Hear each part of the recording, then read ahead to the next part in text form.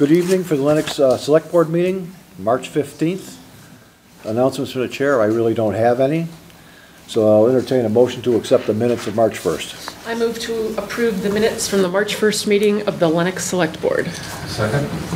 All in favor? Aye. Aye.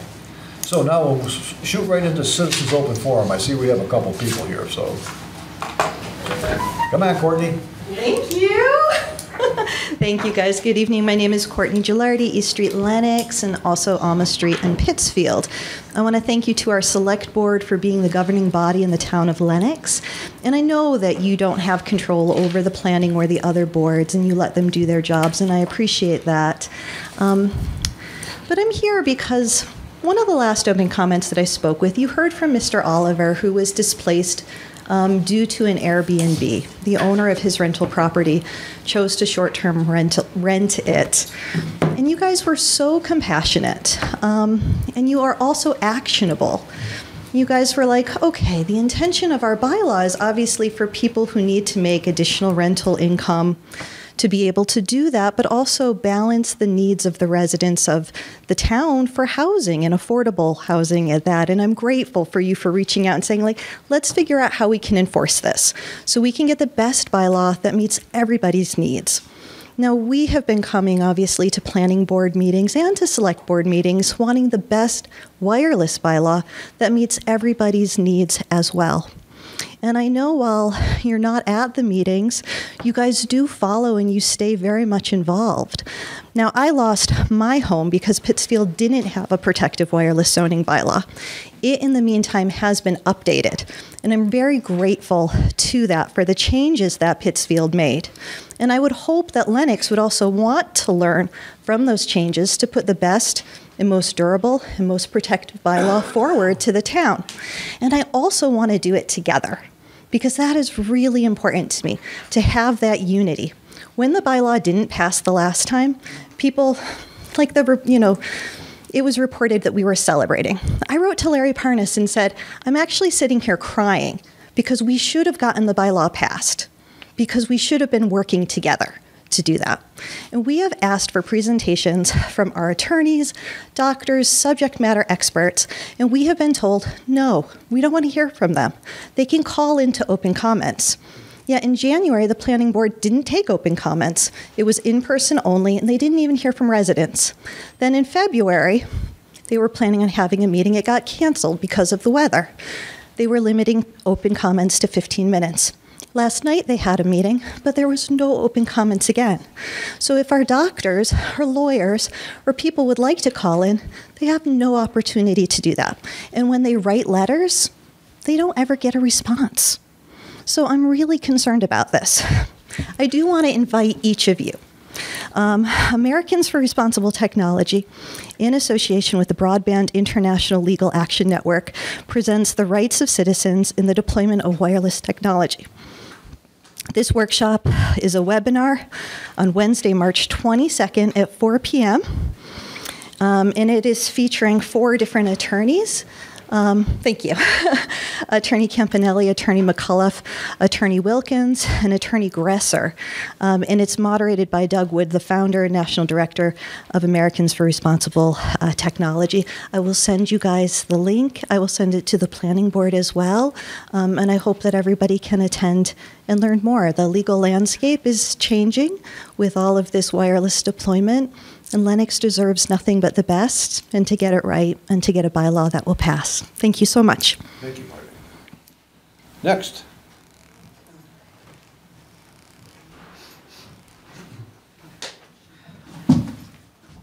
Hello, Sonia Bykowski, 225 Main Street, Lenox. Back to ask again about appointed committees that are appointed and what the openings are. I came to you 2 meetings ago, asked about that. I wrote into the last meeting because I couldn't be here to ask about what the openings on the appointed committees are. Based on the website, it looks like there's been an opening on the Conservation Commission for about a year, maybe longer. Kennedy Park might also have one. Can someone please tell me that information? Well, I can. Okay. That's why we direct you to Mary Ellen Deming, who is our the person who's the administrative officer who handles all of the interest and collects anybody's information that would like to be on an appointed board. Again, anybody can walk into the office to fill out a form expressing interest in any appointed board that they would like to serve on, or other elected boards to get information, should they need information. Mary Ellen handles all of that, and if there is an opening on a board, she sends that person's information to that board to inform them that there is someone interested in joining that board if there's a vacancy. So she does that. Would Mary Ann tell me what the openings are? Mary Ellen?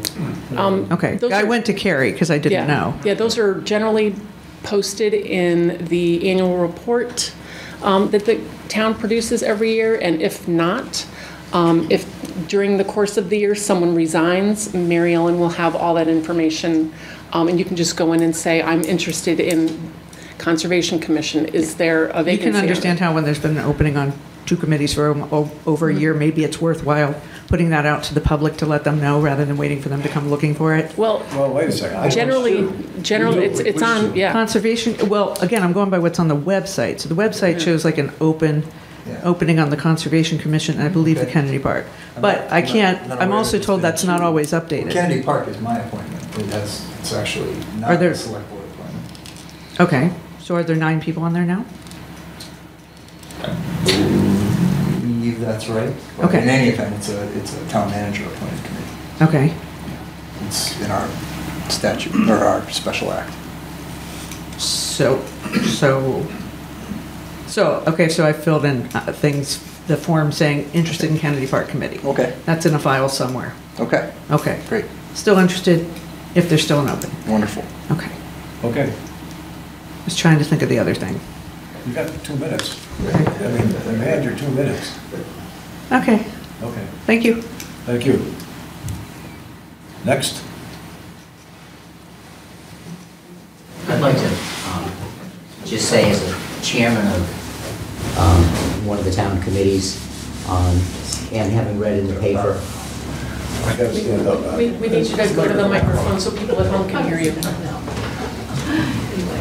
I'd like to say, as a chairman of one of the town committees, that agendas are set by the chairman with input from, in my case, the superintendent of schools, and I'm sure in the selectman's case, the town manager. And public comment is also determined by the chair.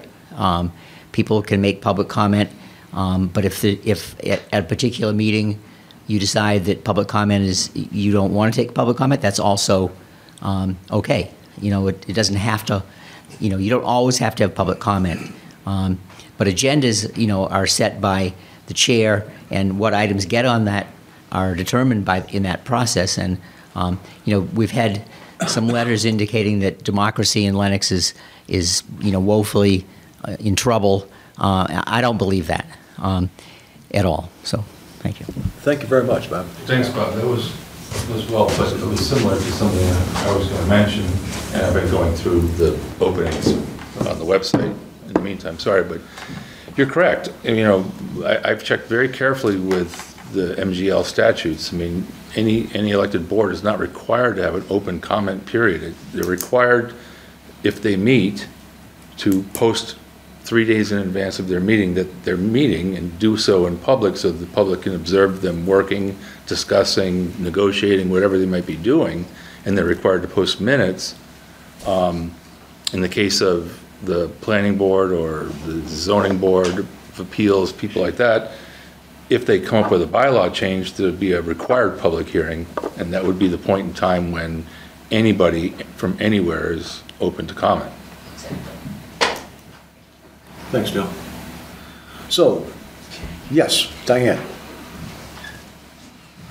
Diane Romeo, 54 Reynolds Street. I think I'm the first one on your agenda for asking for a permit for a one-day liquor license, so I didn't know if you had any questions. It's for town dance. We used to do them when Cindy Nasman was the director of the Ecumenical Food Pantry, and then it stopped during the pandemic, so we thought we would bring it back.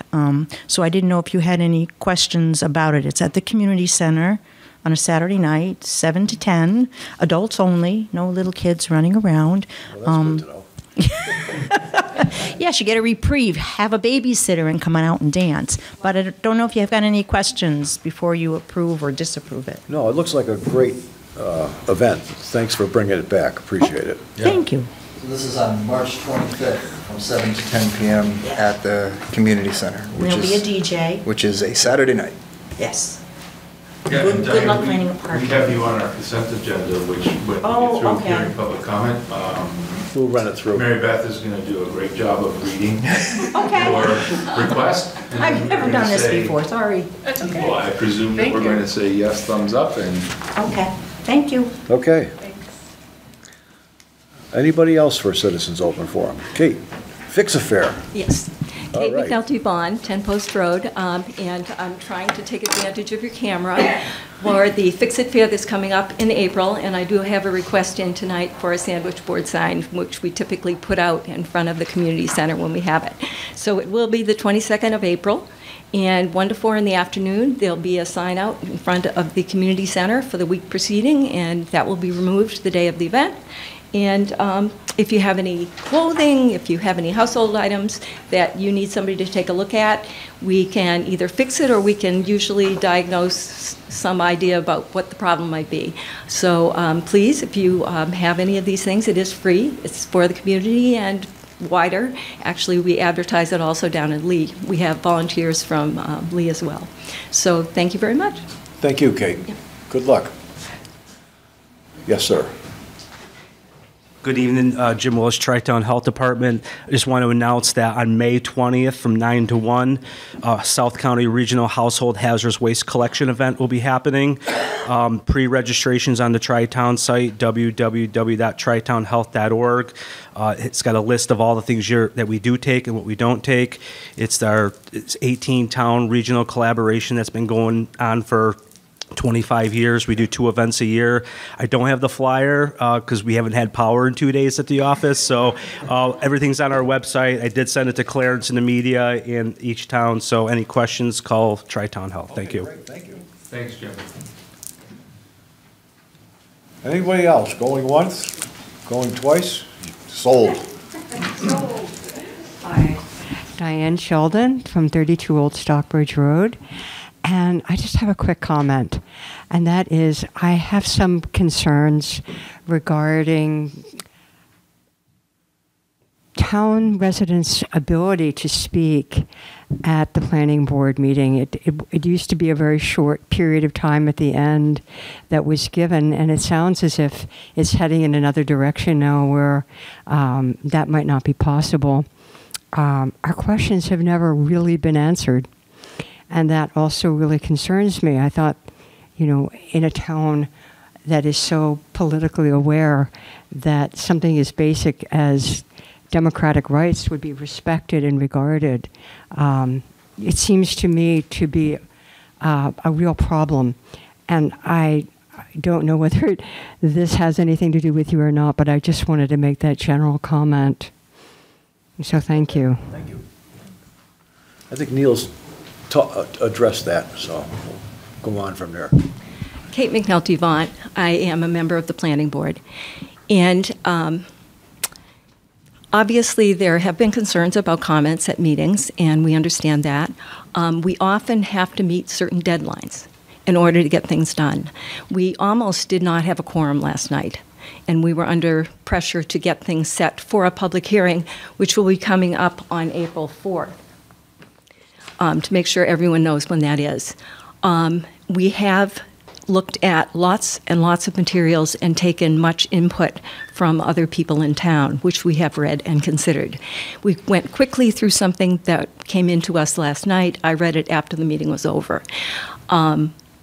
Let's just say that much of the input at times is not particularly relevant to the bylaw itself, which is often difficult for people to understand who haven't spent time on the planning board and looking at the zoning bylaw and even the town bylaw for that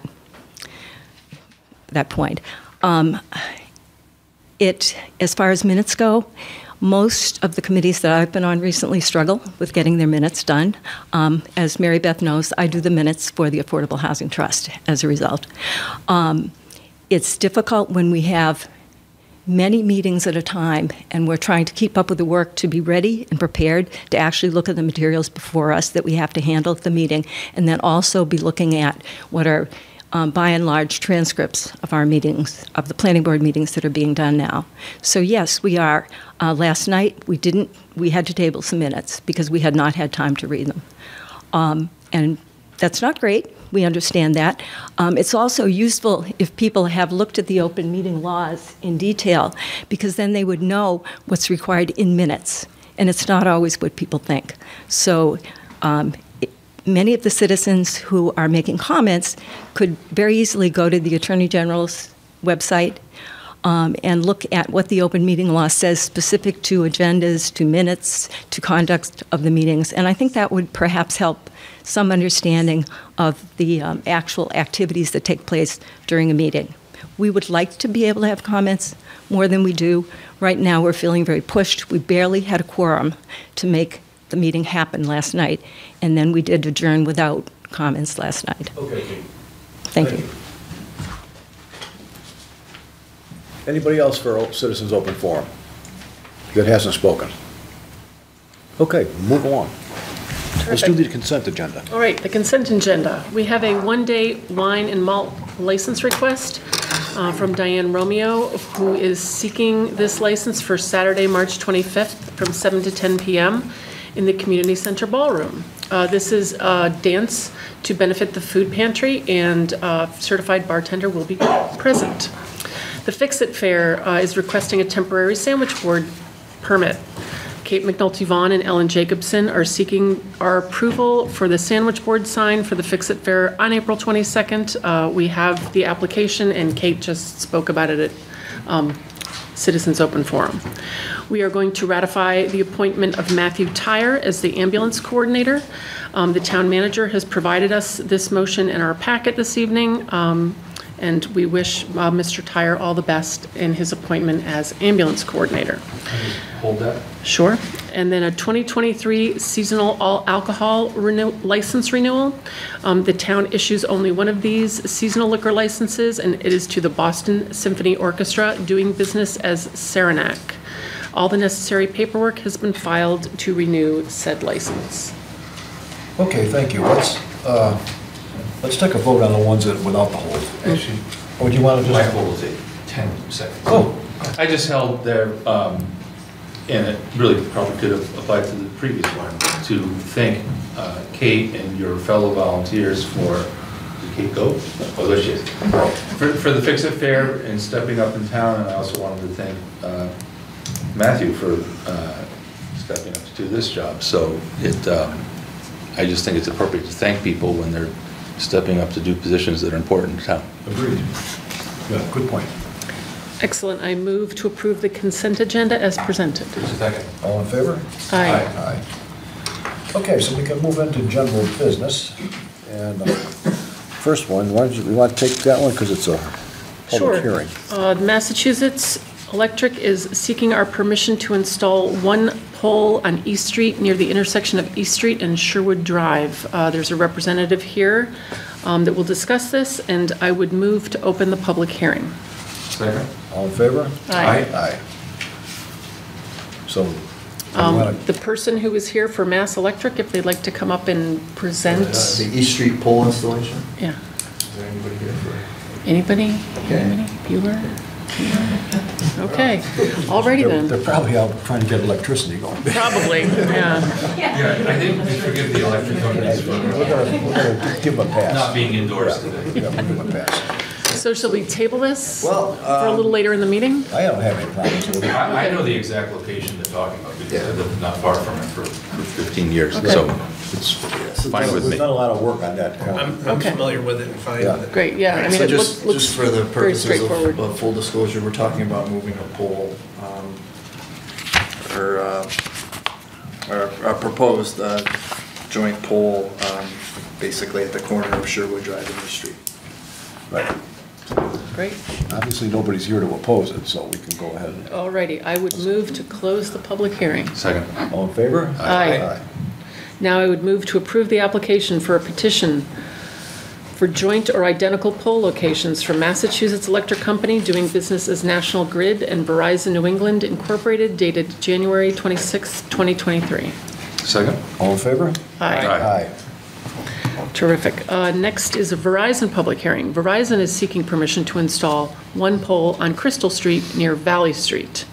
Another representative is going to be here possibly to answer our questions, and I would move to open the public hearing. Oh, second. All in favor? Aye? Aye.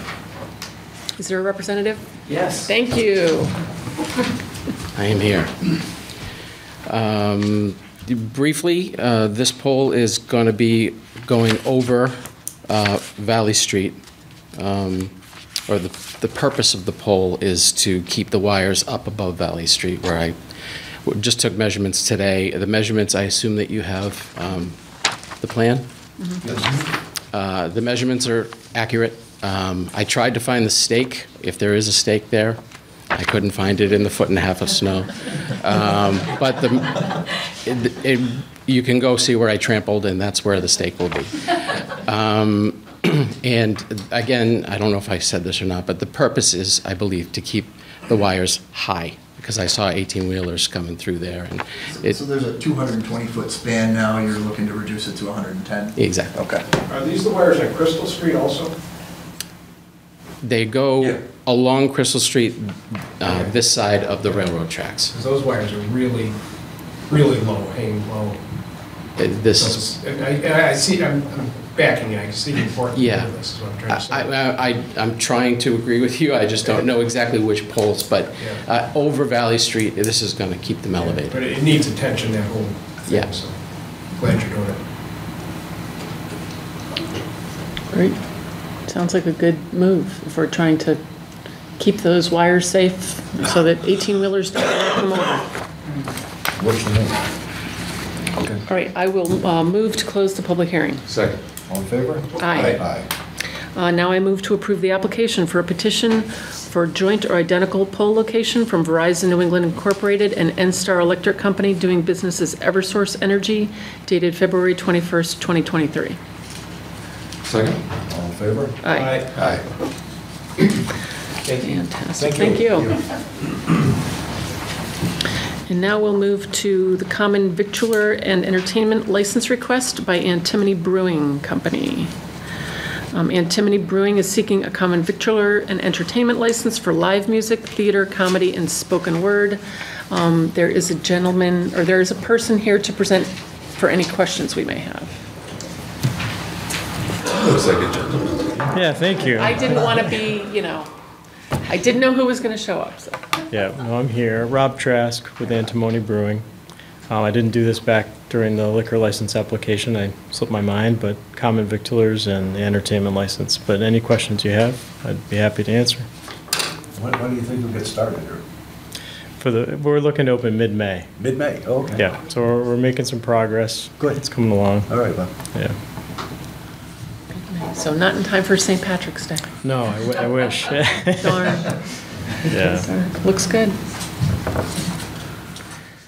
All right, I don't have any other questions. I'm good with it. Happy with You're it. good? Okay, great. All right, then I would move to approve the common victualler and entertainment license application dated February 15th, 2023 for Antimony Brewing located at 55 Pittsfield Road. Second. All in favor? Aye. Aye. Good luck to you. Appreciate it. Good luck. Thank you. See you in May. Yeah, Okay. can't wait to come. Yep. And now we'll approve a statement of interest for the Massachusetts School Building Authority funding at Lenox Memorial Middle and High School. And Bob Vaughn, as the chair of the school committee, is going to be discussing that tonight. Yeah, so this is pretty much what we did last year. As you know, we submitted a statement of interest to begin the process, and it's a lengthy process, and I think I mentioned last year it took Wacona 15 years of submitting these. And MSBA actually has a button on their form that if you're submitting if you've already submitted 1 year, you just push this and all your data gets moved to the thing. So the application or the statement of interest that we're sending in this year is virtually identical to last year with a few updates of things that happened in 2023. But it does need a formal vote of both the selectmen and the school committee. And we're trying to get this ready so that after our school committee meeting next week, we can submit the document on the 21st. The deadline this year is, I think, April 12th or 14th, which is about 2 weeks earlier than last year. So, okay. Thank you. Thank you. So this is involved. So we have a rather lengthy motion for you all to approve, and it's prescribed by the Commonwealth. So I'll try and get us through it for the purposes of the record. And if you're so inclined, someone can. I'm so inclined. Yeah. Feel free to paraphrase. I'll still be in trouble. I wish I could, and you'll find out why in a moment. All right. So a motion would be that the board is resolved.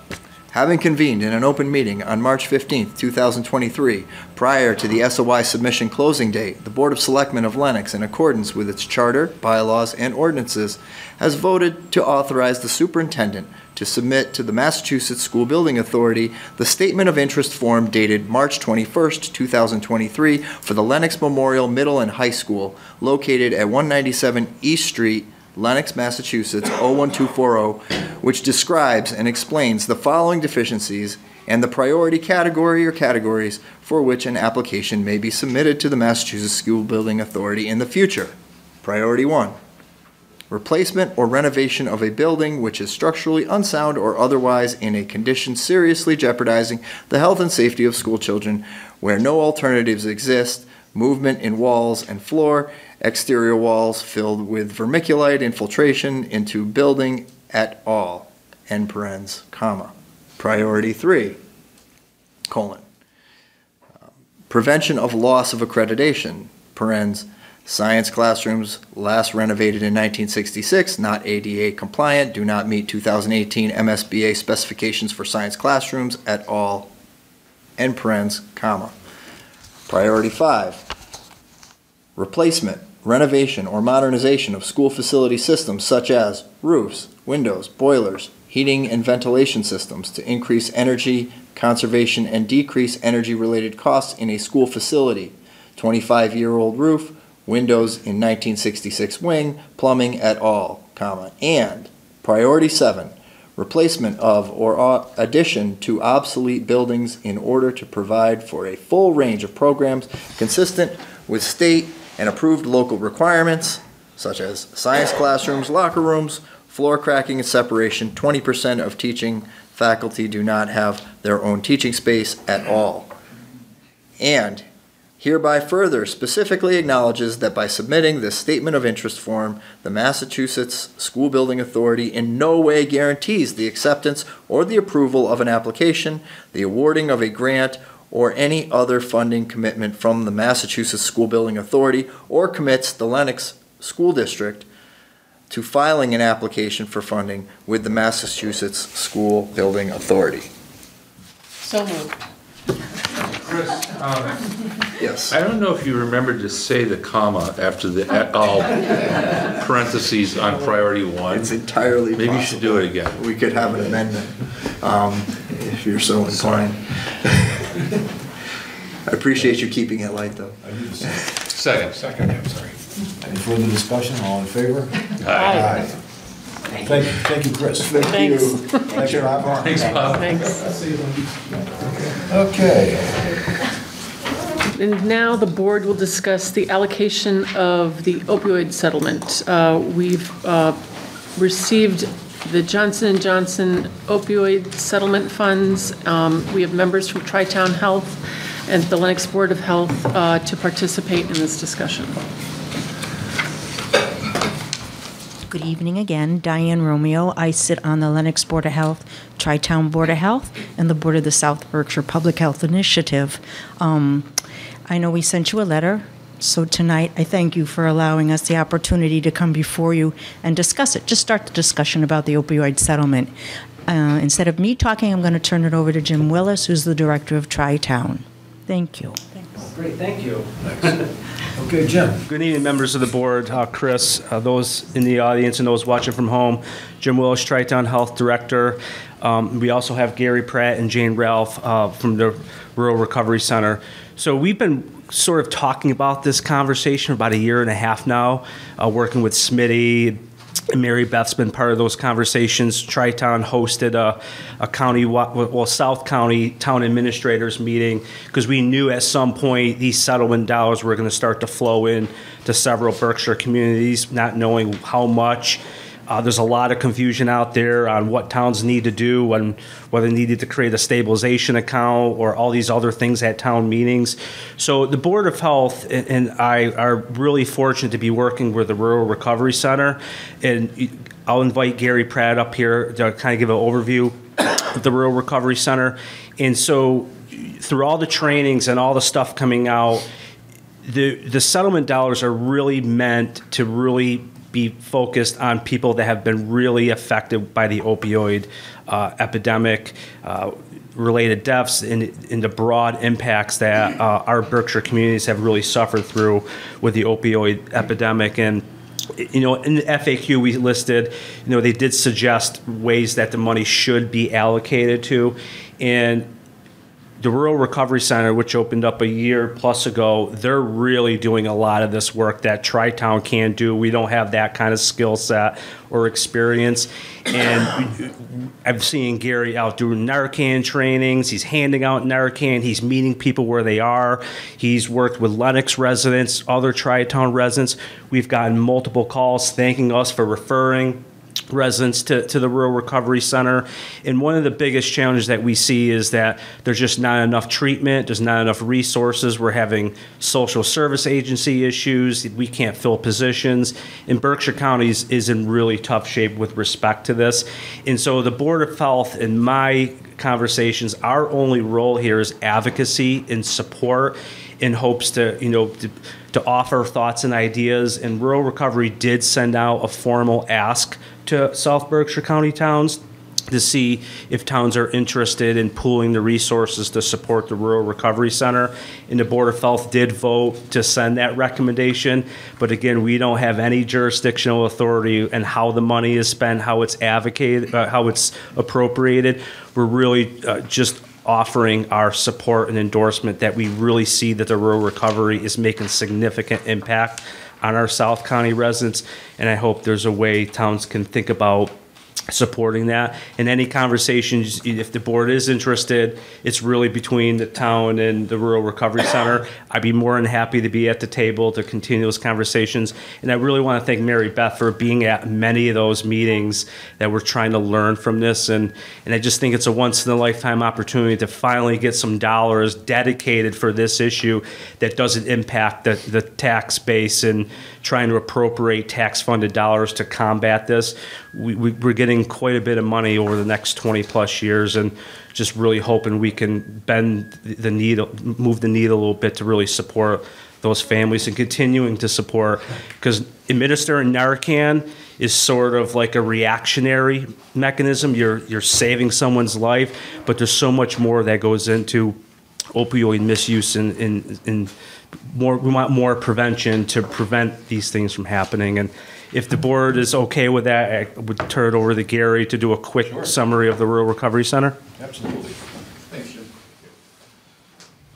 Hi, everyone. My name is Gary Pratt. I'm the Director of Rural Recovery in the South County Recovery Center. It's not for amplification, it's just for video. Okay, I want to make sure you have it. So yeah, I'm the Director of Rural Recovery and the South County Recovery Center in Great Barrington. Though we're located in Great Barrington, we do serve all 14 towns of South Berkshire County. So basically from Lenox south, we provide services, direct services to people who are affected by substance use. We actually opened on June 11th of this past year, so we haven't even been open for a full year. We did get funded in September of 2020 by the Health Resources and Services Administration of the federal government. It's a broad-ranging grant that I could spend 3 hours trying to explain to you, but I will not do that. So yeah, I mean, basically we provide direct services to people who are affected by substance use. So that includes people who are in early recovery, people who are still using substances, people in long-term recovery, and also friends and family of people who are affected. So the way that we do that is we just opened the recovery center. So it's a physical location. It's located at 67 State Road in Great Barrington. It's right on a main road in Great Barrington. It's on the bus route. It's not hidden away in some basement. It's not like somewhere that it's hard to find. It's right there on a main street. And it's a beautiful space. It's an absolutely beautiful space. We were very fortunate with some of our community partners to be able to renovate that space and present a nice, warm, welcoming physical location for people to come in. I'm also the founder of Smash the Stigma 413. That's how I got into this. I'm also a licensed alcohol and drug counselor.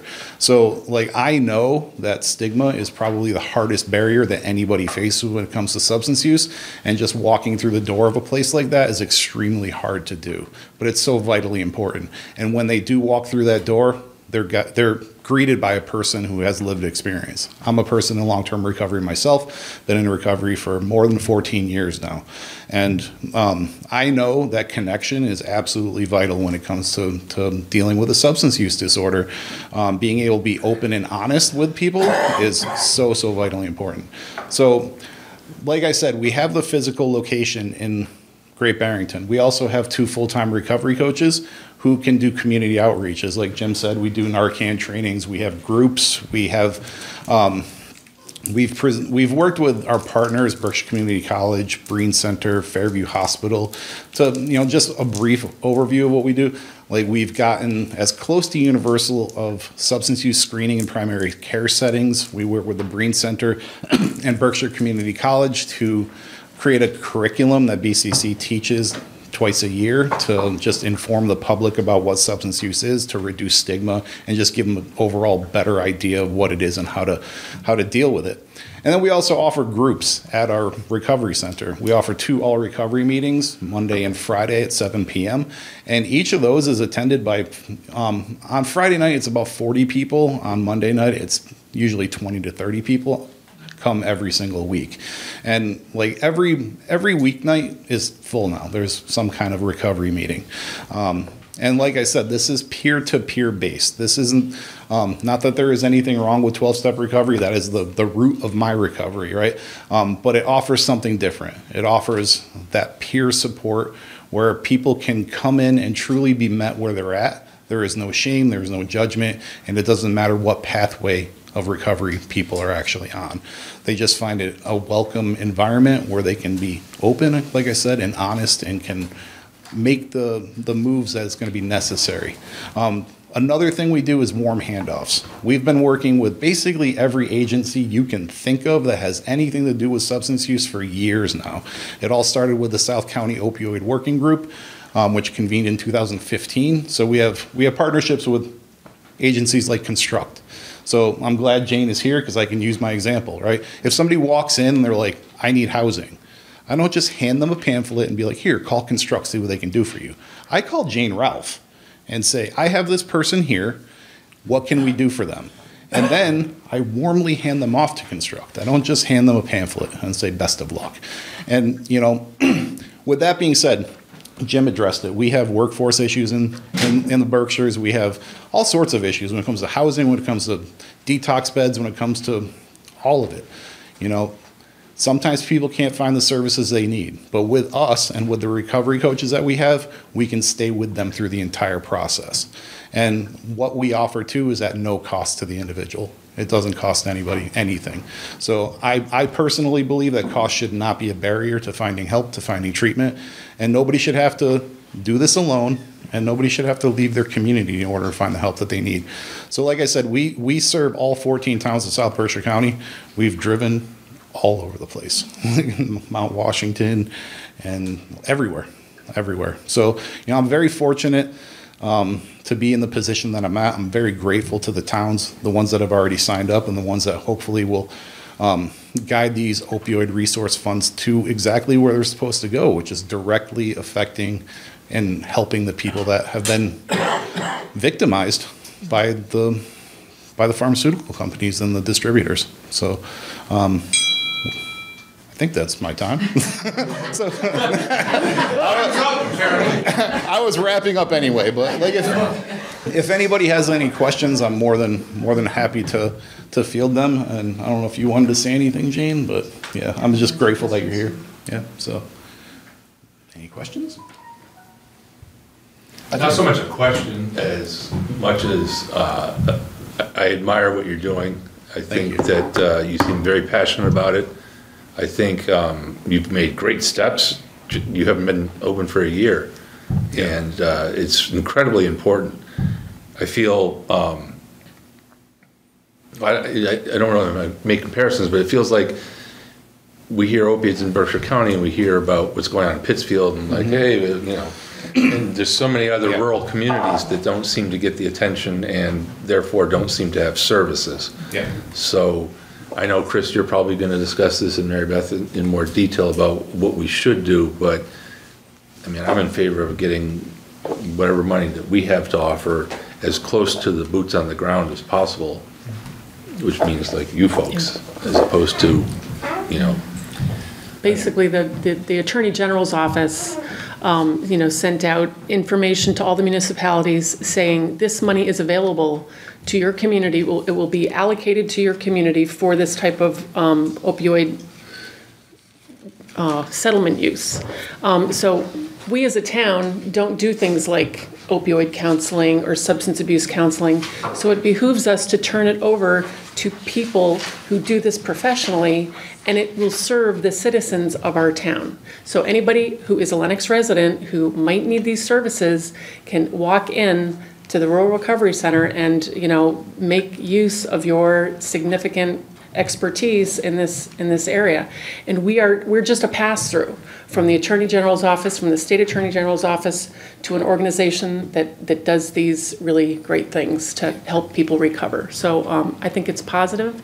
It's just a pass-through, and you know, you'll be working in conjunction with the town of providing us with information and data on the people that you've served, because we'll have to report that back to the Attorney General's office, and I'm sure that it will go smoothly.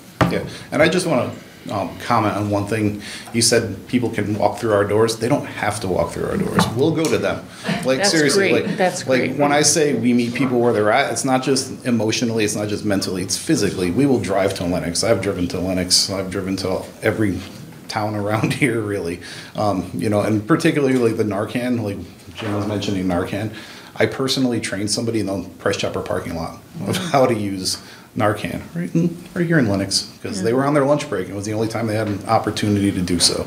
So I'm just fortunate to be able to do stuff like that, and thank you.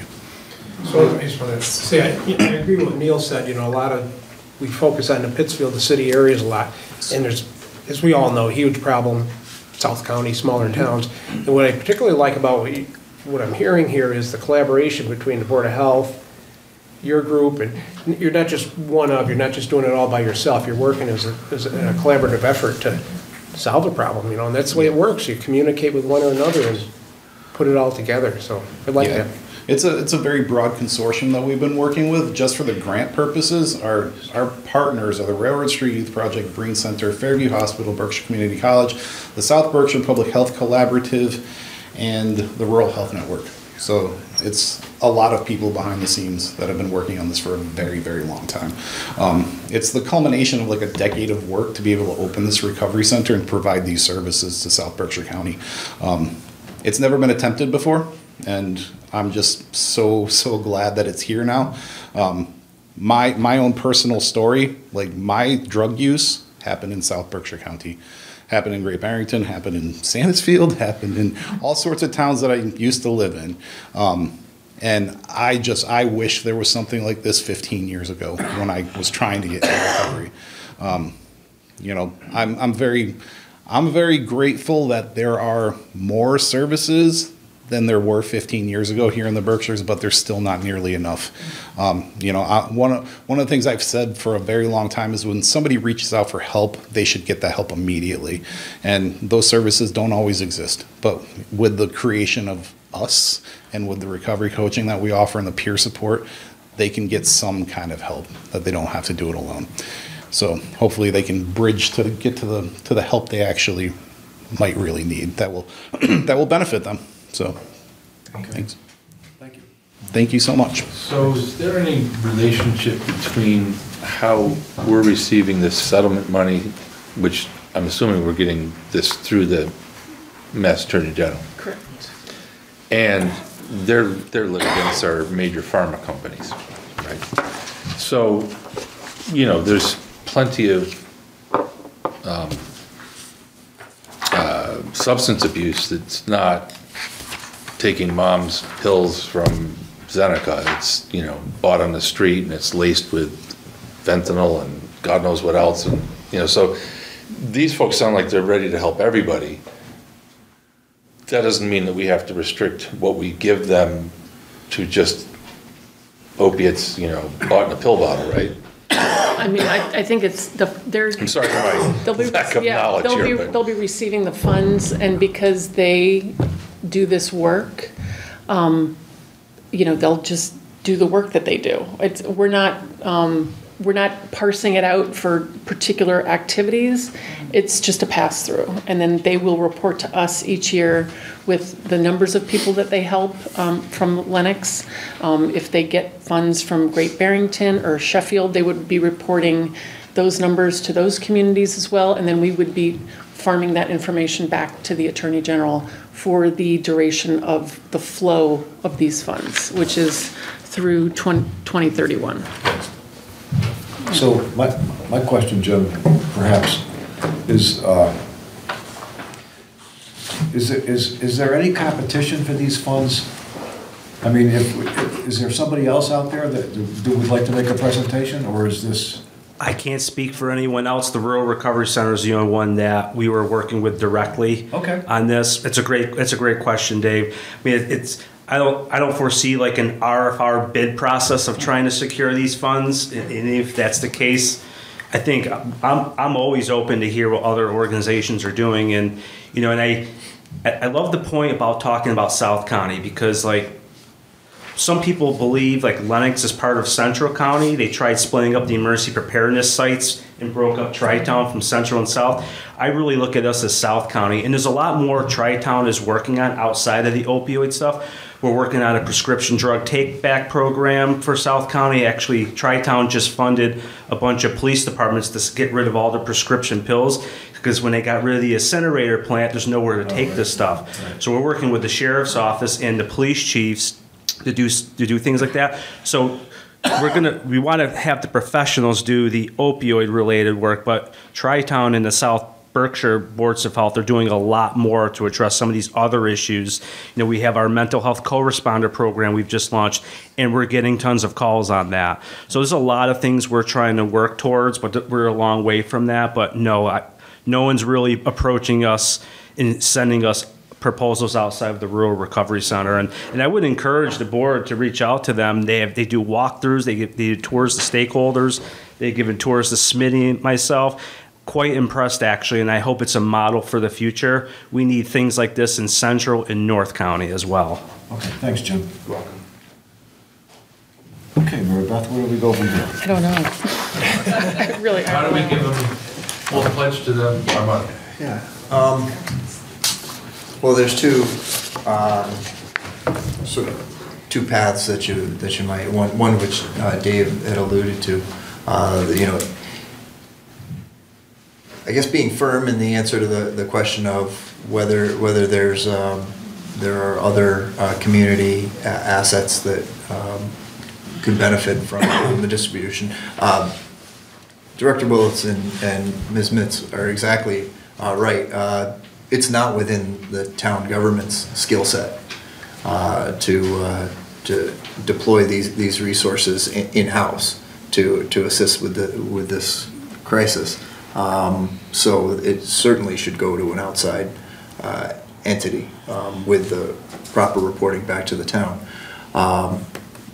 It could be accomplished through an appropriation.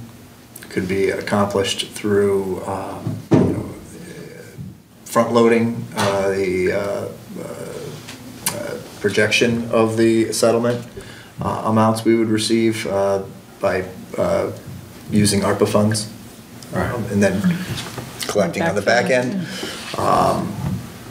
to replenish, for lack of a better phrase. That way, you can get the funds in sooner in the hands of the people who want to use it to help the community. So there's a couple of different vehicles. I mean, it's sort of an amorphous question. I'm trying to give you a thorough answer. But I could make a recommendation right now. But it sounds like we're receiving the funds from the Mass Attorney General to the Lenox General Fund. Right, correct. So we can't just write them a check. We need to appropriate it at some public forum of some sort. That's definitely. I was hoping that wasn't the case. Yeah. So public forum being town meeting? That's one option, yeah. Okay. Right, but at the very least, we've never heard a proposal and voted on it that night. We've always usually tried to take a 2-week period to do due diligence, and maybe somebody at home will have a question and give us a call or whatever. So I'm very impressed, don't get me wrong, extremely impressed. Yes, Jim? No, sorry, Mr. Chair, I wanted to say something in response to the appropriation. Oh, yeah, come on.